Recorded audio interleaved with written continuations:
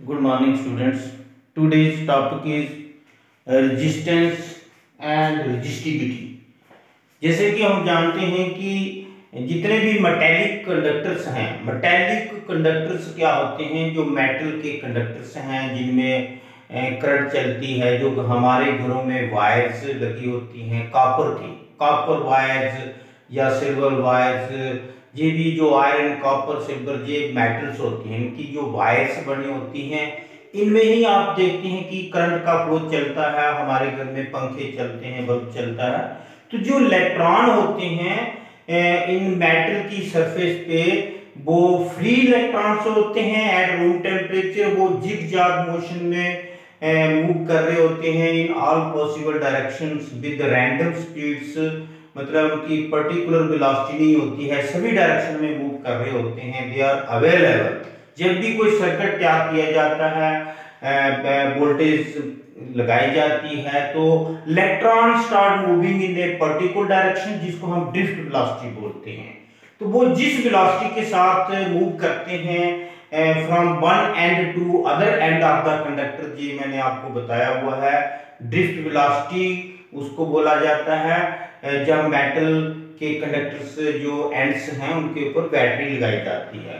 तो बैटरी लगाने पे दो मैंने एक्सप्रेशन आपको बताई हैं, उसकी मदद से हम आपको रेजिस्टेंस, क्योंकि जो opposition to the flow of current होता है इनसाइड द कंडक्टर, जब इलेक्ट्रॉन्स मूव करते हैं तो आयंस क्या होते हैं, पॉजिटिव आयंस जो कर्नल्स होते हैं उनके साथ उनकी कोलिजन होती है, जिनसे पर्टिकुलर डायरेक्शन में चलने में उनकी जो स्पीड है, जो ड्रिफ्ट वेलोसिटी जिसको ड्रिफ्ट वेलोसिटी बोलते हैं, वो कम हो जाती है।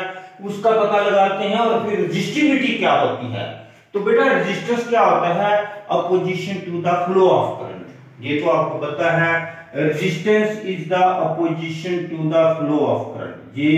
लेकिन हमने ड्रिफ्ट वेलोसिटी के कांसेप्ट से इसका एक्सप्रेशन तैयार करके आपको बताएंगे। रेजिस्टेंस जिसका अपना सिंबल आर है is the opposition to the flow of current, मतलब जो उसमें रुकावट है करंट की, फ्लो ऑफ इलेक्ट्रॉन्स भी बोल सकते हैं, करंट भी बोल सकते हैं, मतलब इलेक्ट्रॉन्स का जो चार्ज है, मतलब करंट जो होती है इलेक्ट्रॉन्स का ही फ्लो होता है, opposition to the flow of current. तो इसका जो रेजिस्टेंस का डेफिनेशन जो ओम लॉ ने बताया था, तो it is defined as the, इसको कैसे डिफाइन किया जाता है, it is defined as the ratio of voltage applied to current। ये कहां से मिला कंसेप्ट, बाय ओम्स लॉ। जैसे कि बाय ओम्स लॉ, जो ओम नहीं, क्योंकि इसका यूनिट भी जो है ओम है रेजिस्टेंस का, तो बाय ओम्स लॉ क्या है कि voltage directly proportional to current. बेटा वोल्टेज को V बोला जाता है और करंट को I बोला जाता है। जैसे ही वोल्टेज जब करंट के ऊपर डिपेंड करती है तो प्रोपोर्शनैलिटी साइन रिमूव करने पे रेजिस्टेंस का कांसेप्ट आता है। और R क्या है, रेजिस्टेंस, और इसका जो SI यूनिट है वो भी ओम के नाम पे है, साइंटिस्ट ओम के नाम पे है रेजिस्टेंस। ये हम आपको रेजिस्टेंस के बारे में बता रहे हैं। तो रेजिस्टेंस का फार्मूला आ गया वोल्टेज अपॉन करंट, ये जो मैंने अभी आपको डेफिनेशन में लिखा है। ये इसका मीनिंग है, resistance opposition to the flow of current होता है, करंट की रुकावट है, और वो it is defined as the ratio of voltage applied to the current flowing, जो करंट उसमें फ्लो कर रही है, जितनी करंट फ्लो कर रही है उसे जब हम डिवाइड करेंगे तो वो रेजिस्टेंस बनेगा, वोल्टेज डिवाइड बाय करंट। तो एसआई यूनिट की क्या हुआ इसका रेजिस्टेंस का, एसआई यूनिट ऑफ रेजिस्टेंस वो है ओम। ओम जो है साइंटिस्ट के नाम पे है, इसको शॉर्टकट हम ऐसे ओम नमः शिवाय शिवलिंग के नाम पे ऐसे याद कर सकते हैं। तो ये है रेजिस्टेंस क्या होता है, और इसकी अब हम आपको एक्सप्रेशन बताने वाले हैं। फिर रेजिस्टिविटी का भी आपको पता चलेगा, पहले रेजिस्टेंस के बारे में बताते हैं। तो जो करंट चलती है एक्चुअली फ्लो ऑफ करंट होता है वो ड्रिफ्ट वेलोसिटी ऑफ इलेक्ट्रॉन्स जितना ज्यादा होगा इतनी ही वो ज्यादा फ्लो ऑफ करंट होता है। तो आइए हम ड्रिफ्ट वेलोसिटी का एक्सप्रेशन लिखते हैं। तो एक्सप्रेशन फॉर रेजिस्टेंस आपको बताते हैं हम, फिर ड्रिफ्ट वेलोसिटी भी बताएंगे। तो आइए हम द ड्रिफ्ट वेलोसिटी सीधा लिखते हैं इसको, drift velocity of electrons, free electrons लिख सकते हैं। Drift velocity of free electrons is given by. बेटा ड्रिफ्ट वेलोसिटी का क्वेश्चन कैसे पैदा होता है, ड्रिफ्टिंग कब होती है, जब हम वोल्टेज अप्लाई करते हैं। तो जैसे कि कंडक्टर है तो इसकी सरफेस पे इलेक्ट्रॉन्स तो अवेलेबल होते हैं, they are moving in all possible directions, लेकिन जो इलेक्ट्रॉन्स होते हैं ये अवेलेबल होते हैं मेटल की सरफेस के ऊपर। जैसे हम इसके ऊपर यहाँ पे जैसे कि एंड्स के ऊपर जहाँ पे बैटरी लगाते हैं ऐसे करके, ये एंड नेगेटिव हो गया, ये पॉजिटिव हो गया, ये मैंने आपको बताया हुआ है। जहाँ पे बैटरी क्या लिखना है, वोल्टेज ही लिख दो। जैसे हम वोल्टेज अप्लाई करते हैं तो इलेक्ट्रॉन जैसे कि इस एंड से कोई भी इलेक्ट्रॉन जो है ये ड्रिफ्टिंग करना शुरू कर देंगे, ऐसे बीच में आयंस के साथ उनको प्रॉब्लम आएगी, लेकिन जहां पे हम सिर्फ उसका एक्सप्रेशन लिखेंगे। और ये हैं फ्री इलेक्ट्रॉन्स, फ्री इलेक्ट्रॉन्स बेटा ऐसे हम इसको लिख सकते हैं, फ्री इलेक्ट्रॉन। तो फ्री इलेक्ट्रॉन के अंदर जो ड्रिफ्ट वेलोसिटी होती है वो जितनी ज्यादा होगी इतना ही करंट इसमें ज्यादा फ्लो करेगा, करंट को ऐसे जहां से बोला जाता है। तो ये है बात, सबसे मेन बात इसकी जो है the drift velocity of free electrons कैसे बताई जाती है, ये मैंने आपको एक्सप्रेशन इसका बताया हुआ है। तो ड्रिफ्ट वेलोसिटी का फॉर्मूला होता है जो इलेक्ट्रॉन का, जो फ्री इलेक्ट्रॉन का जो चार्ज होता है जिसको E बोला जाता है, उसका भी इसमें रोल आता है। तो वो होता है E चार्ज ऑफ इलेक्ट्रॉन। और ये इलेक्ट्रिक फील्ड, जैसे कि वोल्टेज लगाई तो पॉजिटिव टू नेगेटिव एक इलेक्ट्रिक फील्ड सेटअप हो जाता है जिसको E बोलते हैं, उसका है रोल। और रिलैक्सेशन टाइम, ये टाउ जो है रिलैक्सेशन टाइम होता है, जो इसमें जो पॉजिटिव आयंस होते हैं, जो जिन एटम से इलेक्ट्रॉन फ्री हुए हैं, जैसे ये चलते हैं आगे तो उनके साथ कोलिजन होती है, तो वो पॉजिटिव आयंस जो होते हैं उनका जो उसके साथ कोलिजन का जो टाइम जो जिसमें फ्री रहते हैं मूव करते हैं उसको रिलैक्सेशन टाइम बोलते हैं। और मास ऑफ इलेक्ट्रॉन इसका एक ये है। ये सारी चीजों का आपको पता होना चाहिए। E for charge of electron, बेटा ये तो कौन सा इलेक्ट्रॉन जो मूव कर रहा है, E जो होता है ये इलेक्ट्रिक फील्ड होता है, E क्या होता है इलेक्ट्रिक फील्ड। और जो टाउ होता है रिलैक्सेशन टाइम, बेटा रिलैक्सेशन टाइम जिसमें रिलैक्सेशन होती है, कोलिजन नहीं होती है, जिस टाइम पे इलेक्ट्रॉन आयंस के बीच में से चल रहा है from negative end to positive end. तो ये है बेटा बात इसमें रिलैक्सेशन टाइम की। और m तो सबको पता होना चाहिए, मास ऑफ इलेक्ट्रॉन, ये बातें सबको पता होना चाहिए। एंड ये जो है मैंने आपको बताया है, ये है कि इस रिलेशन के अंदर ये क्या है फैक्टर्स जो रोल प्ले कर रहे हैं। आल्सो द ड्रिफ्ट वेलोसिटी, एक और हमें लिखना पड़ेगा ड्रिफ्ट वेलोसिटी का फार्मूला, ड्रिफ्ट वेलोसिटी। इसको पहले मॉडिफाई कर लेते हैं, इसको क्वेश्चन नंबर, क्योंकि इसको जो कंडक्टर की लेंथ अगर हमने L ली है तो कंडक्टर की लेंथ L से जो है इसको मल्टीप्लाई या डिवाइड करेंगे, क्योंकि इलेक्ट्रिक फील्ड इनटू डिस्टेंस, जो इलेक्ट्रिक फील्ड चलता है तो उससे वोल्टेज का पता चलता है। जो वोल्टेज हमने लगाई है जहां पे, तो उसकी कितनी वोल्टेज यहाँ पे बनेगी, इसके एंड्स के ऊपर कितने आपको दिखेगी वो वोल्टेज का पता चलेगा। Multiply and divide by length L of the conductor. तो ड्रिफ्ट वेलोसिटी जो है ये बन जाएगा E के साथ L होने चाहिए फैक्टर, तो उसके साथ ही रख लेते हैं क्योंकि वो वोल्टेज का फैक्टर बन जाएगा।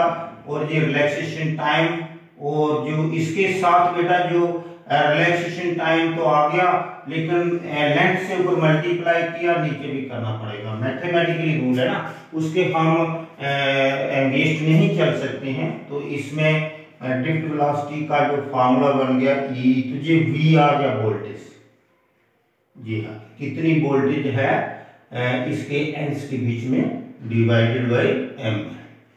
Late it be called as question number 1। ये जो है बिकॉज E into L जो होता है V होता है, V फॉर वोल्टेज, तो वोल्टेज जो between the ends of the conductor है, इलेक्ट्रिक फील्ड इनटू डिस्टेंस, ये आपको कैपेसिटेंस के टॉपिक में पढ़ा था। अब जो है आल्सो, अब ये वोल्टेज जहां पे इस रिलेशन में वोल्टेज के साथ इसका रिलेशन आ गया ड्रिफ्ट वेलोसिटी का, Vd क्या होता है drift velocity, E for electron charge और V for voltage between the ends of the conductor, और T टाउ हो गया रिलैक्सेशन टाइम, इसको टाउ बोलते हैं। M mass of the electron, L length of the conductor, also the drift velocity is given by. Drift velocity का एक और relation हमारे पास है इन टर्म्स ऑफ करंट, जो मैंने आपको करवाया हुआ है, तो वो Vd इक्वल टू, चलो इधर लिख देते हैं इसके सामने ही, तो I करंट का जो फ्लो चल रहा है इसमें divided by electrons, number of electrons per unit volume, E charge of electron, E हो गया cross sectional area of the conductor. तो जो इसमें दो फैक्टर का आपको पता नहीं है, I तो सबको पता है, I तो करंट ही, करंट का सिंबल I होता है, N number of electrons per unit volume, number of electrons per unit volume, तो स्पेस के साथ हम लिख देंगे। तो A है cross sectional area, cross sectional area. तो ये बेटा जो दो रिलेशन हमें मिल गए हैं, एक नंबर 1 ड्रिफ्ट वेलोसिटी का और एक नंबर 2 जो है I/NEA, तो इनको दोनों को कंपेयर करेंगे। जब कंपेयर करेंगे तो हमें voltage divide by current resistance का पता चल जाएगा, और रेजिस्टेंस की वेरिफिकेशन हो जाएगी, तो रेजिस्टिविटी का भी आपको पता चलेगा। फ्रॉम इक्वेशंस इसको लिख सकते हैं 1 and 2, ये जो इक्वेशंस हैं, या कंपेयरिंग भी कर बोल सकते हैं। तो यहाँ पे हम सबसे पहला E into V tau divided by ml, ठीक है। तो जहां से हम जो आगे जो है आपका जी वाला राइट साइड इसका और इसका, क्योंकि दोनों ड्रिफ्ट वेलोसिटी के रिलेशन है I/NEA, ठीक है। अब जो फैक्टर हमें चाहिए, जैसे कि voltage divide by current, voltage जहां पे है करंट जहां है, ये फैक्टर जहां लाएंगे और बाकी वाले दूसरी साइड ले जाएंगे। तो इसको हम ऐसे करके लिख सकते हैं V/I। ये आपने, क्योंकि हम रेजिस्टेंस के बारे में बताना चाहते हैं, जो कि ओम्स लॉ के मुताबिक हमें वोल्टेज अपॉन करंट का पता है, तो वो रेजिस्टेंस तभी बनेगा जब वो V के नीचे डिनोमिनेटर I आएगा, तो V/I आ गया, और ये जो ऊपर फैक्टर है जो वो दूसरी साइड डिनोमिनेटर में चले जाएंगे, जैसे LEA जो है अपनी जगह रहेगा, I जहां से जहां आ गया, ML, ये ML फैक्टर जहां जाएगा, ये जो न्यूमिनेटर डिनोमिनेटर आपस में इंटरचेंज हो सकते हैं, ML I आपस में इंटरचेंज होके E और टाउ जो जहां पे मल्टीप्लाई है, वो दूसरी साइड पे जो है यहाँ पे टाउ और E का मल्टीप्लिकेशन जहां से हो गया इससे। बेटा ये जो V/I है, ये हो गया रेजिस्टेंस। तो पता चल गया कि रेजिस्टेंस का फार्मूला ये मिल गया, ML/NE² टाउ A, ये रेजिस्टेंस का फार्मूला हो गया। This is the expression for this, ये बहुत ही इंपॉर्टेंट एक्सप्रेशन है, क्योंकि यहीं से पता चलेगा कि रेजिस्टेंस के कौन-कौन से फैक्टर्स हैं जिसके ऊपर रेजिस्टेंस डिपेंड करता है। तो ये फैक्टर इसमें जो कांस्टेंट है परमानेंट, तो वो हम अलग से लिख देंगे, expression for resistance R equal to ML/NE² tau. ये टाउ रिलैक्सेशन टाइम है, ये अलग से लिखना होता है, ऐसे करके थोड़ा क्लियर करके लिख देते हैं, और ये A है। तो बेटा ये रेजिस्टेंस का फार्मूला है। यहाँ पे जो परमानेंट कांस्टेंट है वो कौन से हैं, एम, एन, ई और टाउ। जो दो फैक्टर हैं एल और ए, क्योंकि कंडक्टर की जो लेंथ है, क्रॉस सेक्शन एरिया है, ये क्रॉस सेक्शन एरिया जहां से जो हो रहा है ये चेंज हो सकता है, कंडक्टर की लेंथ कम ज्यादा हो सकती है, तो वो फैक्टर जो है उनको हम 1 कर देंगे और बाकी जो बचेंगे वो रेजिस्टिविटी बन जाएंगे। देखो कैसे करना है इसको हमने, इफ अब हम करते हैं L = 1, लेंथ और एरिया को हम 1 फिक्स कर देते हैं, जैसे 1 मीटर कर दिया और एरिया को 1 स्क्वायर मीटर कर दिया, तो देन जो फैक्टर बचते हैं वो क्या बन जाएंगे, रेजिस्टिविटी। बाकी वाले फैक्टर वो क्या बन जाएंगे, रेजिस्टिविटी। तो ये जो है जहां पे देखिए बड़े ध्यान से, R =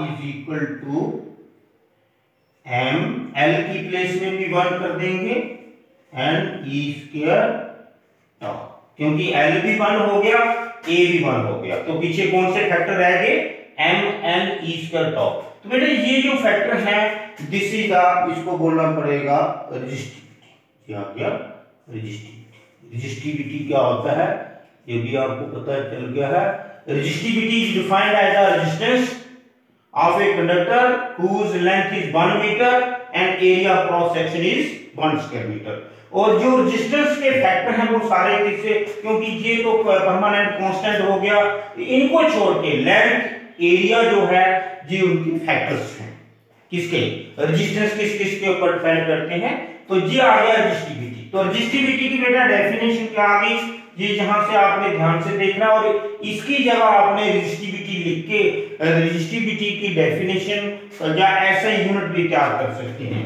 तो आइए ये बहुत ही इंपॉर्टेंट डेफिनेशन है जो आपको लिख के देते हैं।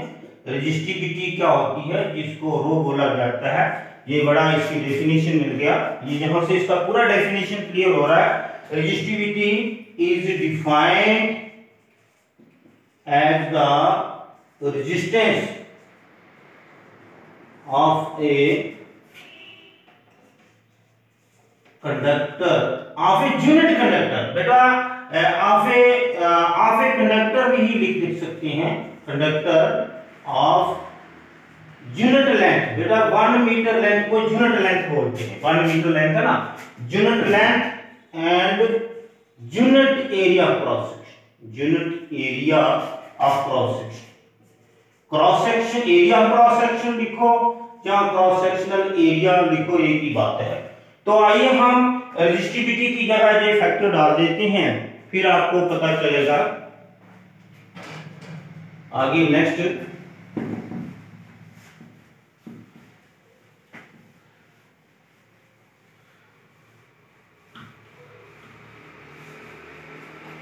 देखो जैसे कि हमने आपको रेजिस्टिविटी के बारे में बताना है, जो रेजिस्टिविटी की डेफिनेशन आपको लिख के दी है, तो रेजिस्टिविटी की डेफिनेशन आपको कहां से मिली, तो देखो रेजिस्टेंस का फार्मूला जो आपके पास आ गया ML/N/E² टाउ के। तो बेटा यहाँ पे आपने जैसे ही L और A की जगह 1 मीटर और A की जगह 1 मीटर स्क्वायर लिखा तो आपको रेजिस्टिविटी की डेफिनेशन मिली।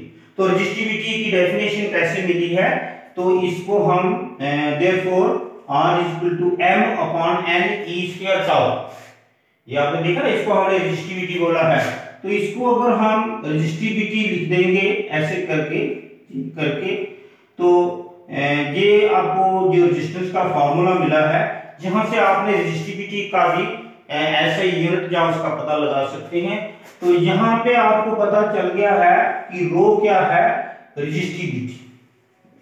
तो बेटा रेजिस्टिविटी क्या होता है, जहाँ ये जो दोनों फैक्टर हैं बड़े इंपॉर्टेंट है।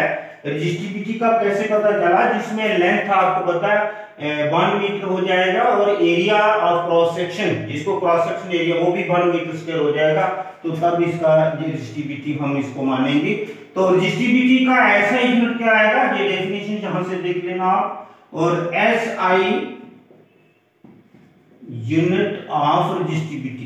बेटा रेजिस्टिविटी का जो SI यूनिट है वो कहां से पता लगाएंगे, रेजिस्टिविटी को जो रो बोल रहे हैं इस कहां से पता लगाएंगे। देखो उसका SI यूनिट कैसे पता चलेगा, ये रेजिस्टिविटी है, ये जो R और A हैं ये मल्टीप्लाई करेंगे ऐसे, क्योंकि ये इसको मल्टीप्लाई कर सकता है फैक्टर, और जो लेंथ से डिवाइड करेंगे तो इनके यूनिट लिखते हैं सभी के, तो वो रेजिस्टिविटी का यूनिट बन जाएगा। आइए मैं कैलकुलेट करके देता हूं। ये आ गया ओम, ओम को ऐसे शॉर्टर लिख सकते हैं।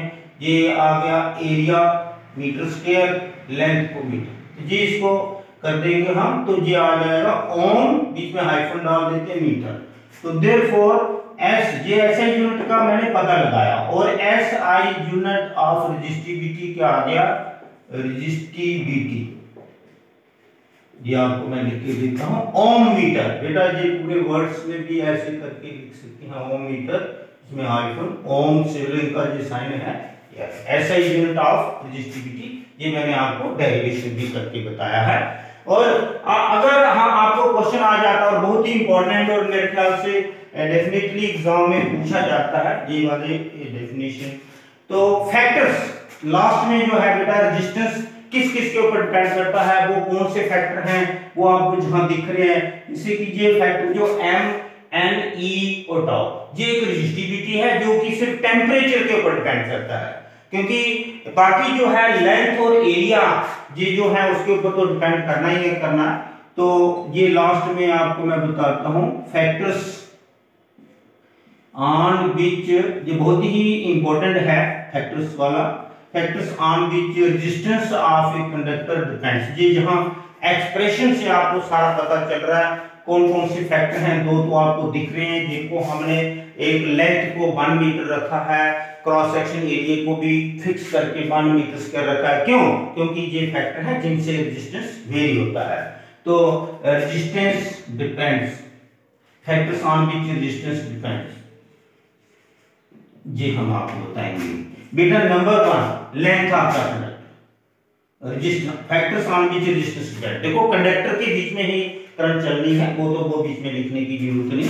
Length of the conductor, length of conductor, जिसके इसमें करंट जो चलती है, तभी तो रेजिस्टेंस का क्वेश्चन पैदा होता है।